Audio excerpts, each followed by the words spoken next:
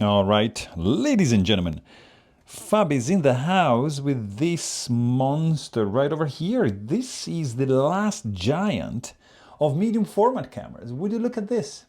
It just looks gorgeous. It's like, it's the final and most refined iteration of Fuji legendary 6x8 medium format studio camera system. It's enormous, heavy, unapologetically mechanical digital hybrid. But if you're chasing the ultimate negative or positive real estate and large format style movement in a roll film camera, there's nothing else that comes close. To give you an idea, this is a Leica M7. Guys, it's ridiculous. Just that, the hood is kind of like as big as this Leica. The lens, it's like, I don't know, as big, as long as the film back. So it's just like something crazy, like ridiculous. This is not a travel camera, I would say. It's pretty much 10 pounds, something like in that ballpark. With a standard lens, with a film back, it's a machine that you set up deliberately, not something you sling over your shoulder, even if I am slinging this on my shoulders, but usually you don't because it's so heavy. I'm using this with a monopod, and it's a beautiful combo, but it's it's intense, so it's not for everybody. This is the size is kind of like closer to a small view camera more than a medium format SLR.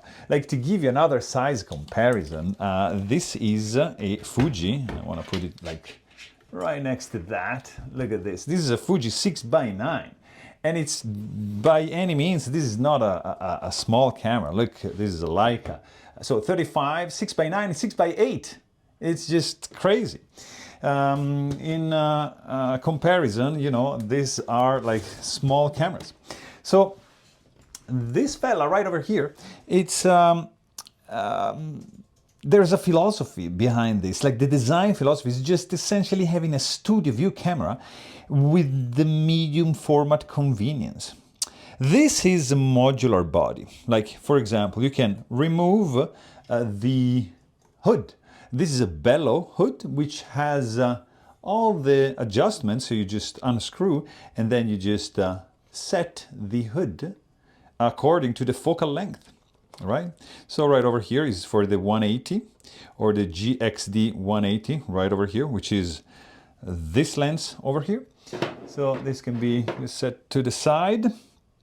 The lens, of course, is detachable, and you remove it by pulling this lever. But then there is a second safety mechanism, because you need to lift this U-shaped latch, and the lens comes out.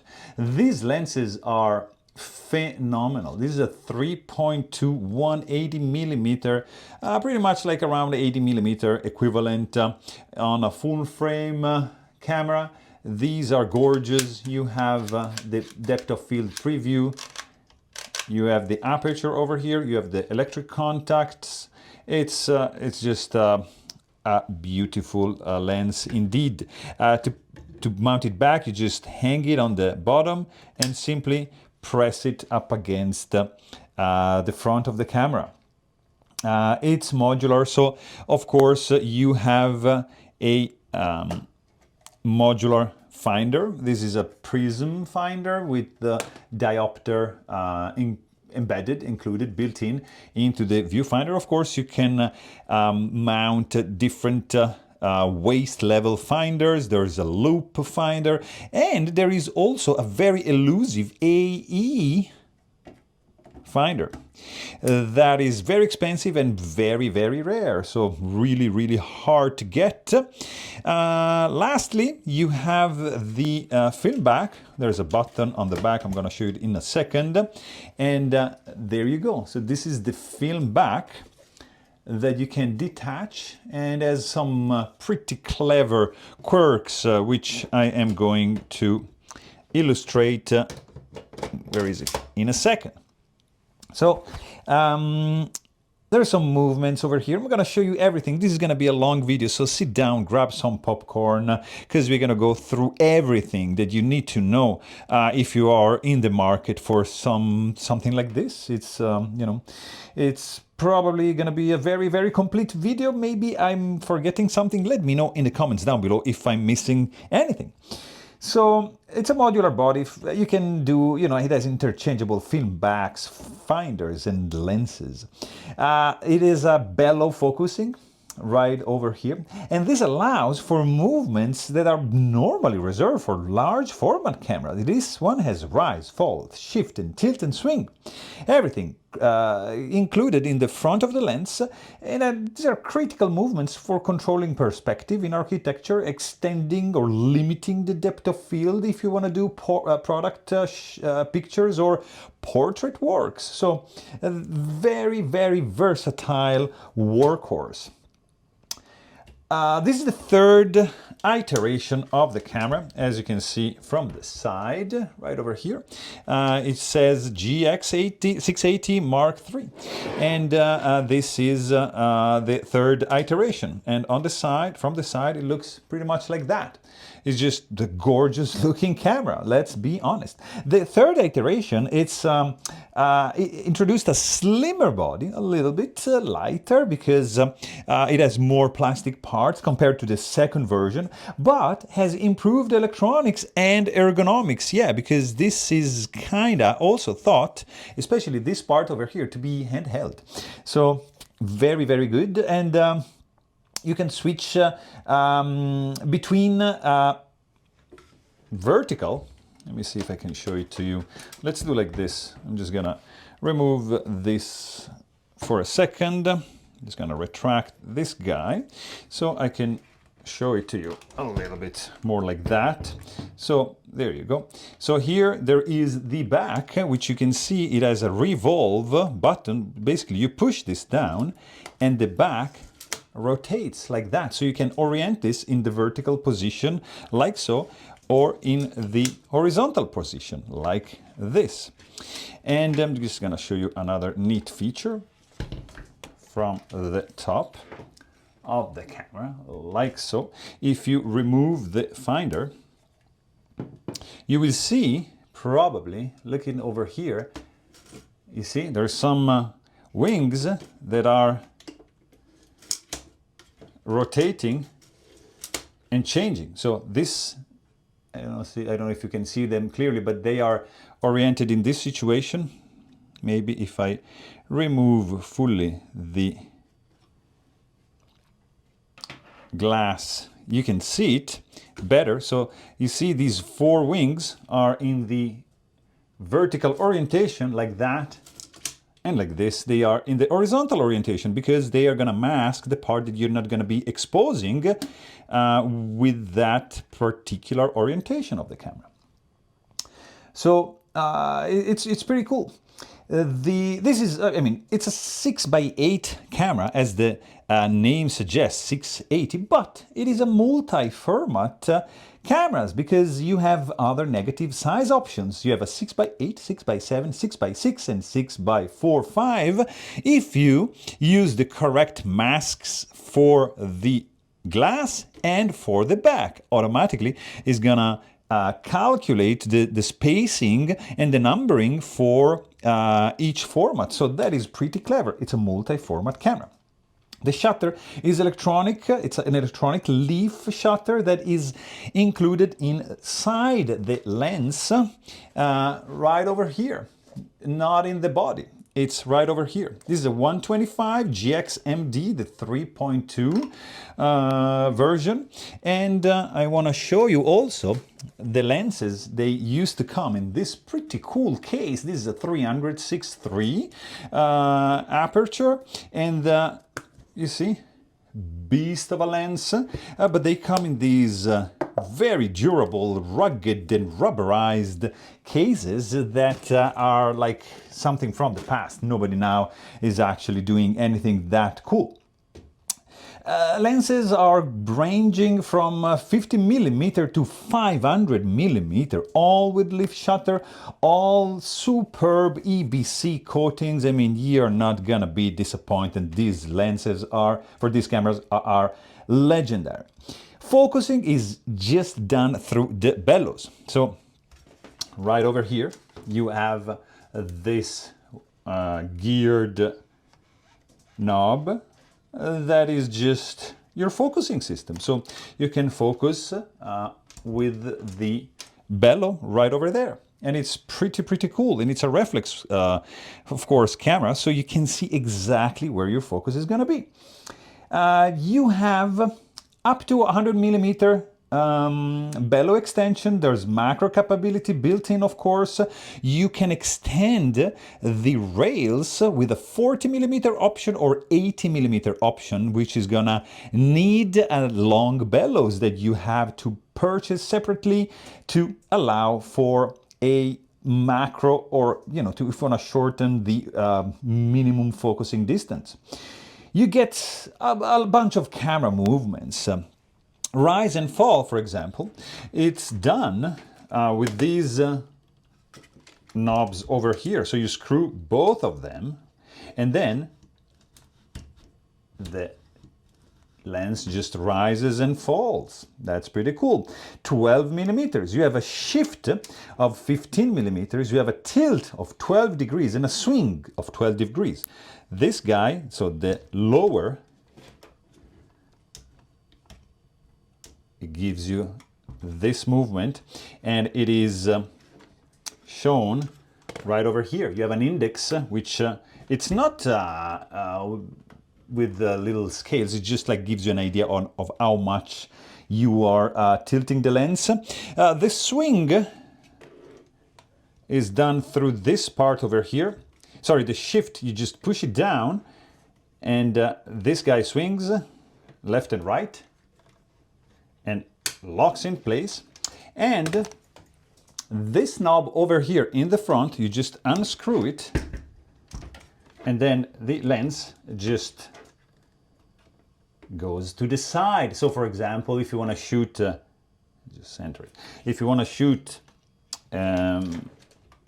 if you want to avoid shooting your reflection, you can just use that movement. And that is, I believe, another 15 millimeters to the side. There's the interchangeable film backs. They can allow for 120 or 220. Oops.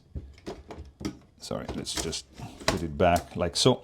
For 120 or 220 film cassettes, which you can purchase separately.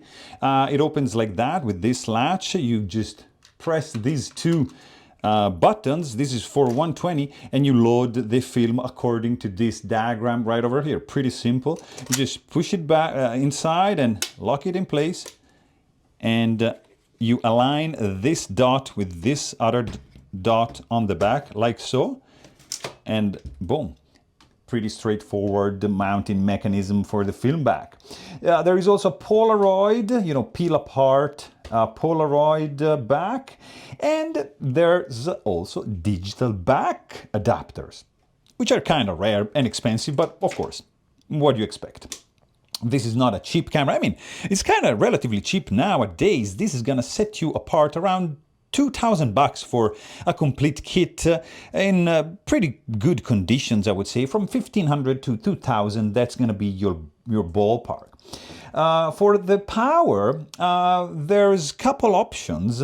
So on the side over here, you see that there's a battery holder with the unlock button. You just push this, and the battery pack detaches. This is 9 volts and uses 6LR6. You just push it down over here, and this guy should open like so, and there's 6 batteries with padding right over here. So this is an accessory, quite expensive. It's gonna run you around $250, but it is very cool because as an on-off position, it's very sleek, mounted to the side, and it's gonna operate the camera using these batteries, not the batteries that are included on the bottom. So pretty cool option indeed. Of course, there is a battery, like an external battery pack that you can attach to your outlet, yeah, it's a pretty versatile option because this camera just uses batteries. You have on this side, let's do like that. On this side, you can see, there you go. You can see that you have a switch, off switch, single, continue shooting. It doesn't go further because there is a little notch that you gotta pull, and then you have to rotate further to reach the multi-exposure position right over here to do multiple exposure. So it's not gonna advance the film if you are in this multi position. Film winding is a button that you need to press after the multiple exposure that you've done.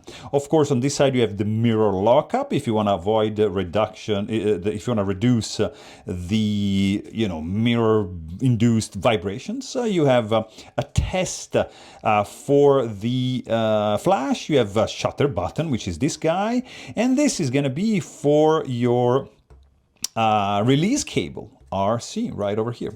Of course, here you have all the shutter speeds. You have an A, which is automatic aperture priority, but it works only if you use the AE finder, and you get from 400 of a second to 8 seconds, and plus the B pose. And on this side, pretty much you do not have anything else, except you have this little lever over here, which is the focus lock, which is pretty clever because sometimes you want to shoot upwards or downwards, and you are not going to be able to, you are going to be able to lock the focus, so it's not going to creep down or up based on your position. On this side, there's pretty much nothing else except for this unlock button for the battery holder. The film back has lots of buttons. Look at that. It's pretty cool as an LCD screen. So if I turn this on and if I turn this on, you see this beeping sound and an alert kind of sign blinking right over here, which tells you that something is off and you cannot shoot. And if you look at the back, right over here, it's pretty clever. The back is telling you that the back is blinking, so there's something off in the back, so you cannot take the picture. What is that? It's the fact that we have a dark slide which is in place, so you can't shoot if this is in place. There is a very clever pocket on the back right over here that you just store your dark slide, so you know you have it here, so you know you're ready to shoot. And that is pretty clever indeed. So you're not going to lose it, and you cannot take a picture with the dark slide in. So it's, it's going to avoid you some mistakes for sure. The back looks pretty complex, but it's not really. I mean, you have all the informations over here. You have the back, the finder, the body, and the lens. So, for example, if I take out the lens, it's beeping and it's also blinking at the, I don't know if you can see it right over here. It's blinking at the lens level in the little diagram. So if I just pop the lens back in, nothing is blinking. It means you're good to go. If there's a malfunction in the body, again, it's going to blink and beep, so you know which part needs your attention before taking the shot. Here you can do all sorts of things because this back is very advanced. It allows you to print between the frames the aperture value, the shutter speed value, the date, the time, and the frame number. It is pretty cool. You can set the date. You have the total number of shots taken. You can actually use a light if you are in a dark condition for the back and for this side display. Show the ISO because it has a DX automatic film readout. So if your film has a code, boom, it's gonna be in the back automatically read, and it's automatically sets on the first frame as you load the film. I mean, very, very complex film holder, for sure, one of the most complex of them all. Look at this. I'm trying to remove the back with the dark slide mounted on the back, and it's not letting me do that, and it's also blinking. So I have to just do this, put it back. Now it's blinking because it says, hey, you can't take a picture, but I'm able to remove the back. You can see the back has contact for the electronics. It has a space here where you can mount the masks for the multi-format thing that I just mentioned before, and here you have the lever. If I'm trying to remove the dark slide, you see here, it doesn't let me do that. Again, a safety feature. All the medium format panoramic cameras that I'm using, they have zero, they have none of these features. Like if I'm using, when I'm shooting with this guy, for example, forget about that. You know, I can remove the dark side any time of the day. I can remove the dark side. I can remove the back and expose the film. I can shoot with the dark slide in. There's nothing. There's no safety feature, you know, in the Horseman 612 or 617 that I'm using. So forget about that. This is like a phenomenal one. It's saving you lots of mistakes. So I love it. Let me go through some pros and cons about this camera because it's not perfect. Also, one more thing that I really like is just the clipping method of the neck strap. You're gonna be thinking, Fab, are you crazy? Are you lugging this around your neck? Yeah. Not around the neck, but on my shoulder, 100%. Very clever mechanism. Look at this. It just springs out and lets that thickness to go in and be locked back in place. And this is angled to in a way so that this is not directly above that. Very clever design. So you just push it in, clank, and just lock it up. Very, very cool indeed mechanism for the I don't know, I don't think this is like an actual Fujifilm, but still looks pretty cool with this leather, and I love it, and it's actually the only one that I could find, so that's what it is. I was saying some pros and some cons of this camera here. I mean, pros, this is unmatched negative versatility in the medium format SLR realm. This is 6.8, 6.7, 6.6, 6.4.5. And the 6.8 is notably larger than 6.7, you know, it's closer, kinda, to sheet film in look. Camera movements, this is massive pro. You have tilt, swing, rise, shift. They're gonna let you control focus, plane, perspective without large format hassle. Amazing. So this part over here is gorgeous. Hey, one thing to note, there's two versions of this camera. This is the G680 Mark III, but there's also a Mark III S, which means simplified, which means be careful, there's no movements on the front. So you probably wanted to avoid that, because otherwise, why are you buying that? Because you're gonna want to save some weight? Forget about that. Just buy a 690 from Fuji. This is, you know, much smaller, much lighter if you are concerned about the weight. Just go with this fella. So this is the non-S version, so it's the one with the movements that are gonna give you extreme versatility. Another massive pro, I mean, come on guys, rotating back. No need to tilt the whole beast when switching orientation. You just do this, you just rotate the back. How clever is this? Another phenomenal pro is the lens quality. I mean, Fuji GX lenses are razor sharp, contrasty, and they benefit for the ABC multi-coating. It's gorgeous. It's amazing. I love the Fujinon lenses to the point, and this is a sneak peek, that I just got this one. This is a Fujinon 400mm large format telephoto lens that I'm going to adapt to the Horseman 617, guys. Stay tuned for this new content that I'm preparing, and it's gonna happen in a little bit because I'm working on it. So Fujinon EBC coating are just phenomenal. Really, really hard to match. Quality is spectacular. Another pro, you know, the Mark III improvement. Slimmer body, more reliable electronics, improved ergonomics over earlier versions. So, I mean, these are my pros for this one. My cons, well, I mean, elephant in the room. This is the elephant in the room. Weight and bulk, you know, transporting this system is like carrying a small and larger. It's not like suitable for casual field work, but still, you can do it because you carry it around just like that. You just, you know, reduce the footprint of the camera.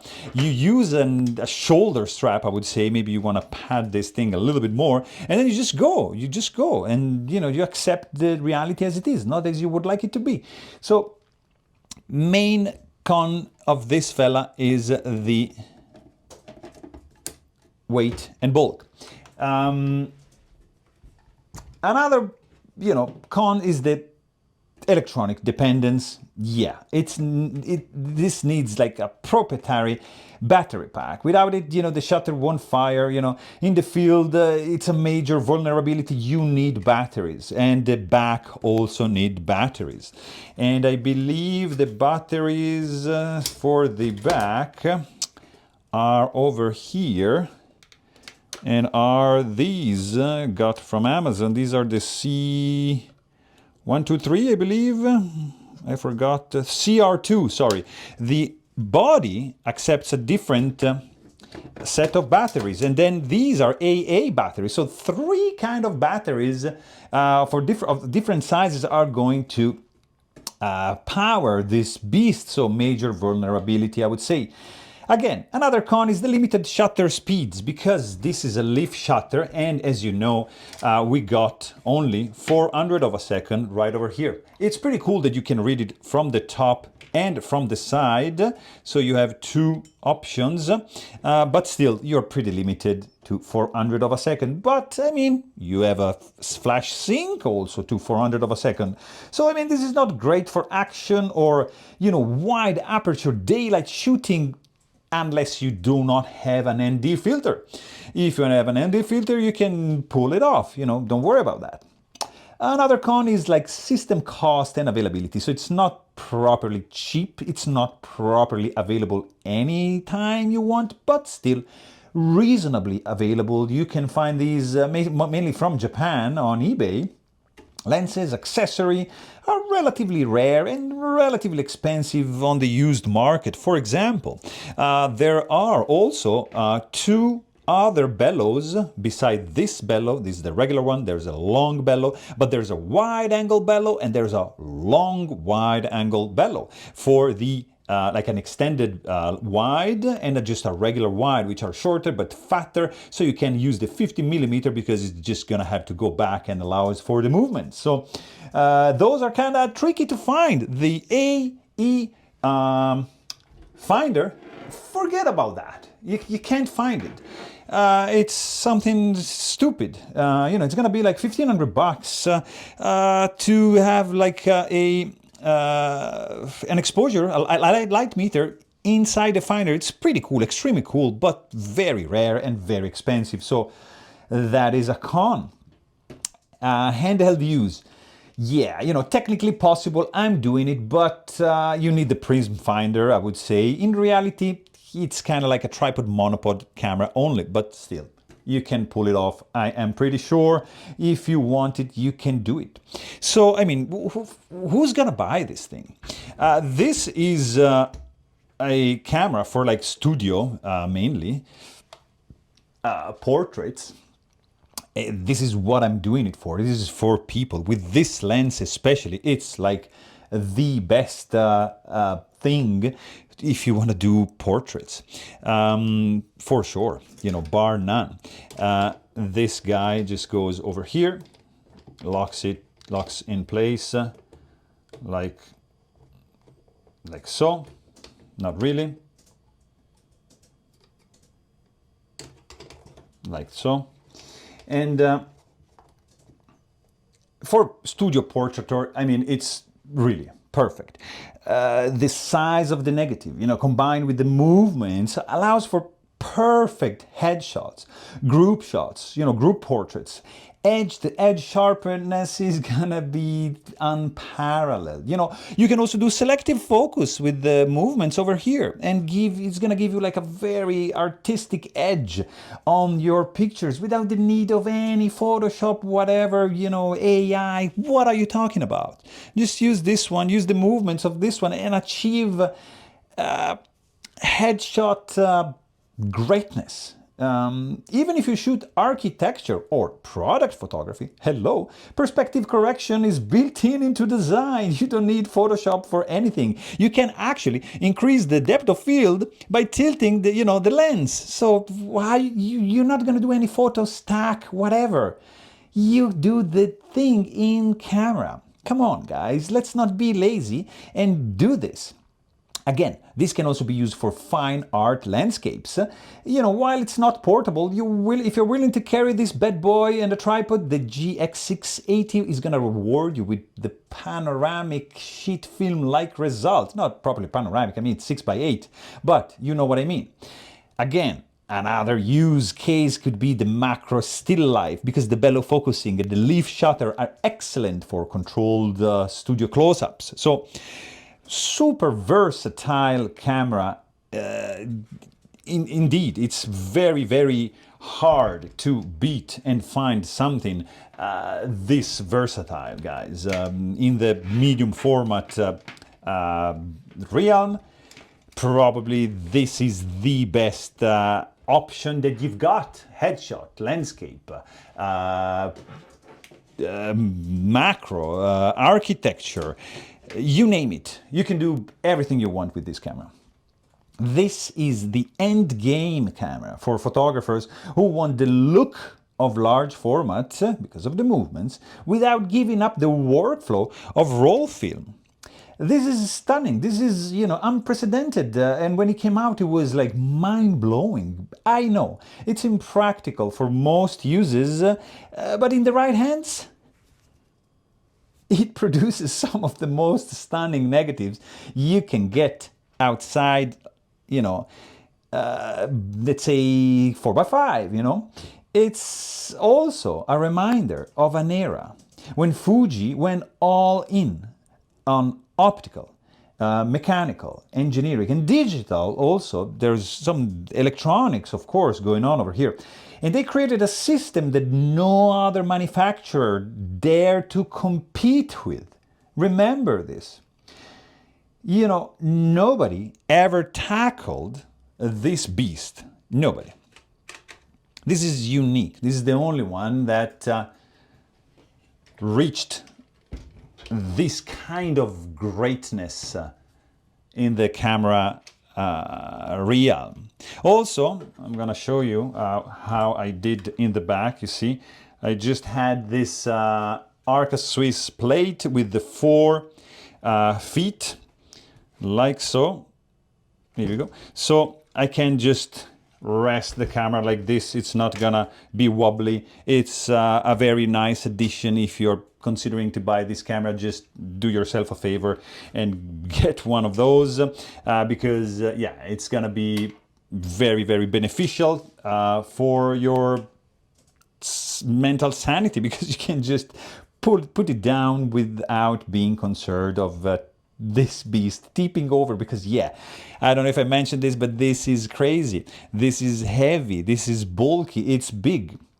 But also, you know, if you can live with its weight, if you can live with the power requirement, if you can live with a slower workflow, This is the GX680 Mark III that is going to reward you with images that few camera can rival.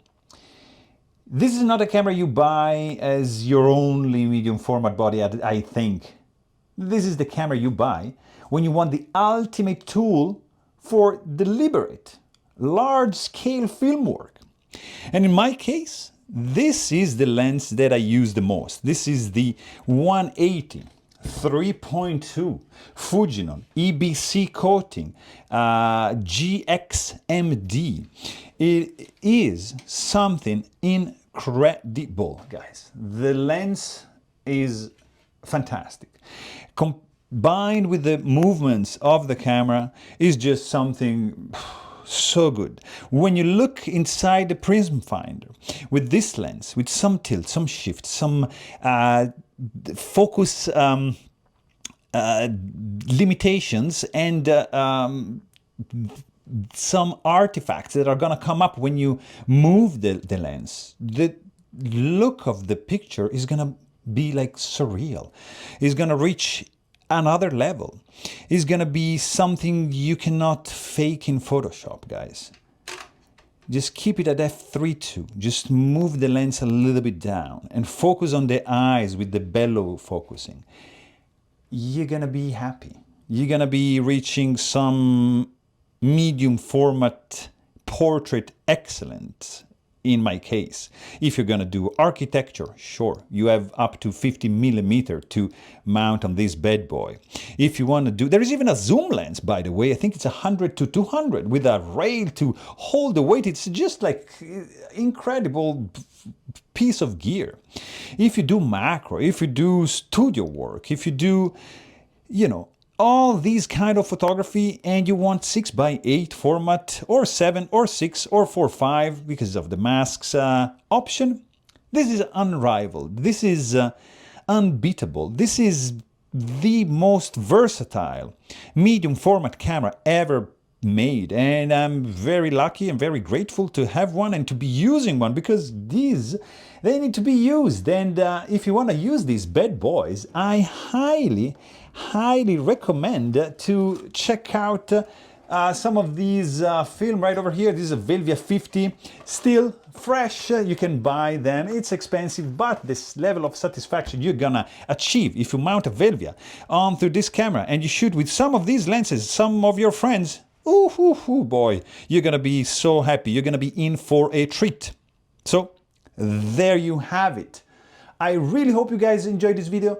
Thanks for watching and stay tuned.